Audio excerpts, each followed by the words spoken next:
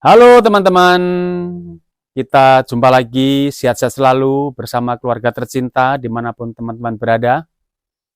Dan kali ini kita akan bahas tentang dua sosok pemain. Yang satu adalah pemain timnas kita, walaupun sudah beberapa laga timnas kita tidak dipanggil, tidak bergabung dengan rekan-rekannya, belum dipanggil. Saya juga tidak tahu apa tidak mau atau memang tidak dipanggil. Namun sejauh ini pemain tersebut memang belum bergabung dengan rekan-rekannya di timnas kita, baik di senior maupun di U23. Kemudian yang satu lagi adalah sosok pemain penting sebenarnya, namun sejauh ini juga belum pernah mendapat panggilan daripada para pelatih kita, baik dari Coach Sintayong maupun tim pelatih yang sekarang di bawah Patrick Kluivert, yaitu Cyrus Margono. Yang mana dulu didengung-dengungkan banyak netizen, termasuk saya juga, berkeinginan agar Cyrus Margono bisa kembali menjadi warga negara Indonesia dan bisa dipanggil dan bergabung dengan timnas kita karena umurnya juga masih muda dan memiliki tinggi badan ideal, dan dia juga cukup bagus di dalam menjaga gawang. Antisipasinya juga lumayan bagus dalam video-video yang saya lihat. Hanya saja sampai dengan saat ini Cyrus Margono bahkan namanya seperti tenggelam. Tidak ada disebut-sebut lagi, hanya beberapa channel yang masih membahas tentang Cyrus Margono. Kalau saya melihat daripada perjuangan Cyrus Margono untuk mengembalikan status kewarganegaraannya, mestinya kita semua patut apresiasi. Dengan jerih payahnya sendiri, dengan biaya sendiri, dia ingin mengembalikan kewarganegara menjadi warga Indonesia. Tentu saja harapannya bisa dipanggil untuk membela timnas Indonesia. Menurut saya seperti itu, mungkin rekan-rekan ada yang pendapat. Namun dari pelatih baik dari Coach Sintayong maupun Patrick Kluivert CS, sepertinya masih belum melirik daripada kemampuan Cyrus Margono. Saya tidak tahu, mungkin karena memang kualitasnya belum memadai, atau mungkin dia masih berkutat di klub-klub yang kastanya masih belum familiar. Tentu masih menjadi pertimbangan atau mungkin masih menjadi tanda tanya bagi kita yang menginginkan Cyrus Margono masuk ke timnas kita. Kemudian yang tidak kalah penting perlu kita bicarakan adalah back jangkung kita dengan tinggi badan 196 cm. Tentu saja sangat ideal sebagai seorang back atau di barisan pertahanan. Kemudian juga fisiknya juga sangat-sangat kokoh. Siapa lagi kalau bukan Elkan Bagot. Saat itu Elkan Bagot saat menjalani debut sampai dengan menjelang pertandingan playoff melawan Gini di U23, Elkan Bagot merupakan salah satu pilar penting di bawah asuhan Coach Sintayong. Bahkan suatu hari pernah Elkan Bagot ditempatkan sebagai seorang striker untuk memecah kebuntuan. Saya lupa saat itu melawan tim mana, yang jelas itu ada. Kalau tidak salah saat itu Elkan Bagot sebagai pemain pengganti, dan opsi yang diambil oleh Coach Sintayong untuk bisa membobol gawang lawan, memanfaatkan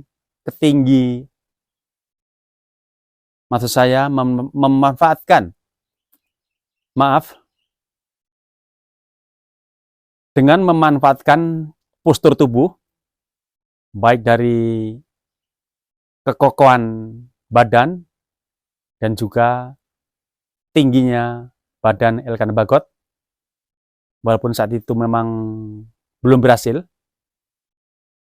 Namun dari situ berkaca dari apa yang dilakukan oleh Coach Sintayong, artinya saat itu Elkan Bagot betul-betul menjadi sosok penting di timnas kita, baik di U23 maupun di timnas senior.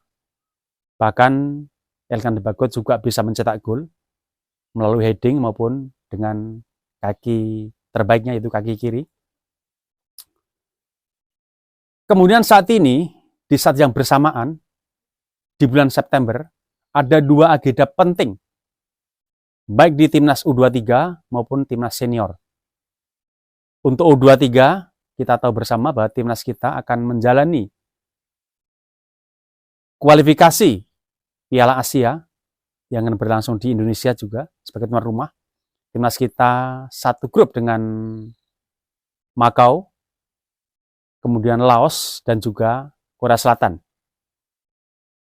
Untuk dua tim yang saya sebutkan lebih dulu, tentu saja mungkin untuk secara kualitas, mungkin timnas kita lebih dijagokan, walaupun kita tidak tahu nanti di atas lapangan. Yang jelas, untuk Makau dan juga Laos, mungkin saja timnas kita bisa mengatasi, artinya bisa menangkan pertandingan untuk meraih poin. Namun tentu saja kita mungkin agak kesulitan, atau bahkan lawan yang berat kita adalah pertemuan terakhir nantinya kita berhadapan dengan Korea Selatan. Apalagi tim U23 Korea Selatan nanti di bawah asuhan Sintayong. Jadi Sintayong sendiri yang akan hadir ke Indonesia sebagai manajer timnas U23 Korea Selatan.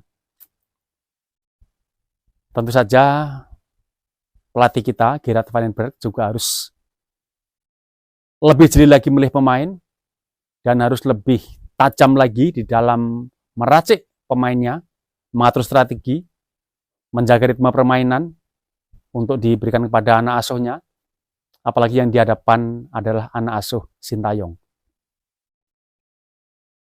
Kemudian di tim senior sendiri juga akan melakoni laga yang tidak kalah penting. Timnas kita akan menjamu Kuwait dan juga Lebanon, kalau tidak salah di tanggal 5 dan tanggal 8. Ini juga laga tidak kalah penting karena yang pertama, Patrick Kluivert CS tentu ingin membentuk tim yang solid, tim yang bagus untuk nantinya bisa dibawa ke round 4 saat menghadapi tuan rumah Arab Saudi dan juga timnas Irak. Karena kalau kita lihat dari ketiga tim ini memang sangat unik. Timnas Irak kemungkinan besar agak khawatir dengan kemampuan timnas Arab Saudi karena timnas Arab itu sebagai tuan rumah.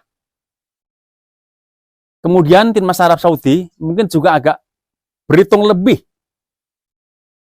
jeli lagi saat menghadapi timnas Indonesia. Karena saat itu kita sempat memenangkan pertandingan di GBK dengan skor 2-0 yang dilesakkan keduanya oleh Marcelino Ferdinand. Kemudian kita sempat menahan seri saat kita di kandang Arab Saudi.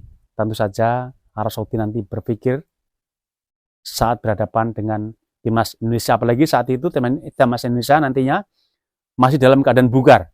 Kemudian masih dengan tambahnya beberapa pemain yang tentu saja bisa memberikan perlawanan yang mengejutkan bagi tuan rumah Arab Saudi.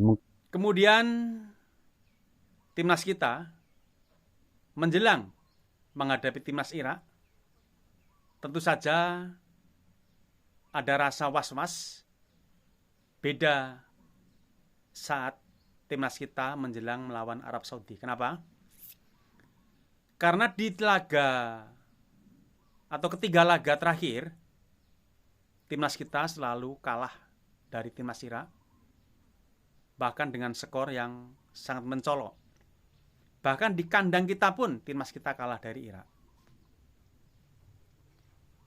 Tentu saja dengan catatan tersebut timnas kita berpikir lebih keras lagi untuk menghadapi timnas Irak. Jadi dari ketiga tim ini memang agak unik. Jadi saling memperhitungkan antara tim satu dengan yang lainnya. Tentu saja ini juga bisa dimanfaatkan oleh timnas kita. Karena apa? Karena timnas kita saat kalah dari Irak, dari 3 laga terakhir, pemainnya belum sebaik saat ini. Sekarang banyak pemain kita yang masuk, apalagi nanti dengan bergabungannya Melon Jonathan dan juga Mauro Gistra yang mungkin sebentar lagi akan selesai prosesnya. Belum lagi yang satu lagi yang masih dirasakan PSSI. Tentu saja timnas kita sekarang harusnya tidak setakut saat kita terakhir berhadapan dengan timnas Irak. Walaupun kita masih belum bisa menjamin juga apakah Melon Jonathan dan juga Mauro Gistra nanti bisa langsung nyetel dengan timnas kita, bisa dengan performa terbaiknya, karena kita juga memiliki pemain yang notabene penampilan bagus saat di klub, namun juga kurang bagus saat membela timnas kita. Salah satunya adalah Mads Helgers. Dia adalah pemain yang bagus di klubnya, bahkan Crystal Palace juga minat untuk memboyongnya. Namun di timnas kita sama-sama lihat masih belum menunjukkan kepercayaan diri yang penuh daripada Mads Helgers, sehingga kualitasnya masih belum sepenuhnya dicurahkan untuk timnas kita, atau mungkin posisinya kita tidak tahu. Dari apa yang saya katakan tadi, apakah tim pelatih tidak ada yang berpikir, atau mungkin dari pihak PSSI, untuk memanggil salah satu pemain yang sudah lama tidak membela timnas kita, yaitu Elkan Bagot. Elkan Bagot memang sudah lama tidak membela timnas kita. Kita masih ingat bagaimana timnas kita saat itu membutuhkan Elkan Bagot di U23 saat menjalani playoff melawan Gini. Namun panggilan Coach Sintayong sepertinya tidak dihiraukan oleh Elkan Bagot, tanda kutip. Elkan Bagot lebih memilih berlibur. Mungkin saja itu sudah agenda yang direncanakan. Tentu saja itu pribadi Elkan Bagot yang tahu. Dan dari situ memang titik awal Elkan Bagot tidak lagi dipanggil ke timnas kita. Baik dari Coach Sintayong sampai dengan tim pelatih, yaitu di bawah Patrick Kluivert. Namun hari itu waktu Patrick Kluivert masuk, ada berita yang menyampaikan bahwa bahkan dari pihak PSSI juga ada yang menyampaikan bahwa Elkan Bagot sudah dihubungi Patrick Kluivert, namun lebih memilih untuk fokus ke klubnya, untuk mendapatkan menit bermain yang cukup, untuk mendapatkan tempat yang diinginkan di klubnya, artinya supaya mendapatkan posisi utama. Namun kita tentu tidak tahu yang pasti, karena tidak ada juga pernyataan dari Elkan Bagot yang kita dengar. Kalau memang waktu itu dipanggil dan Elkan Bagot masih belum bersedia karena masih fokus ke klubnya, tentu saja kita juga maklum. Karena memang Elkan Bagot saat itu kalau tidak salah habis cedera. Dan di klubnya tentu Elkan Bagot butuh menit bermain untuk bisa menjadi pilihan utama daripada klubnya. Dan itu saya rasa wajar. Jadi apa tidak ada salahnya? Apa langsung tertutup bagi Elkan Bagot? Apakah tidak ada salahnya Elkan Bagot mungkin dipanggil ke PSSI, duduk bersama-sama dengan ketua umum, atau mungkin Esko, atau mungkin dengan tim pelatih kita, membicarakan masalah masa depan Elkan Bagot di timnas kita. Karena dia pemain yang bagus. Buktinya apa? Buktinya sekarang dia dikontrak 3 tahun lagi di klubnya. Artinya dia adalah pemain yang potensial, pemain muda harapan bagi pada klubnya. Dan dia memiliki tinggi badan yang sangat ideal, yaitu sekitar 196 km. Maaf, 196 cm. Apakah ini tidak menjadi pertimbangan bagi timnas kita yang juga membutuhkan pemain-pemain yang sangat jangkung? Dan Elkan juga kokoh. Secara fisik dia bagus. Dan dia juga bisa mencetak gol, baik dari heading maupun dengan kaki terbaiknya. Dan sudah dilakukan, khususnya bagi timnas kita. Kemudian setiap pertandingan, saya melihat Elkan Bagot selalu fokus dalam pertandingan. Dan itu adalah ciri khas Eropa memang seperti itu. Tidak ada acting, tidak ada main-main, dan tidak ceroboh.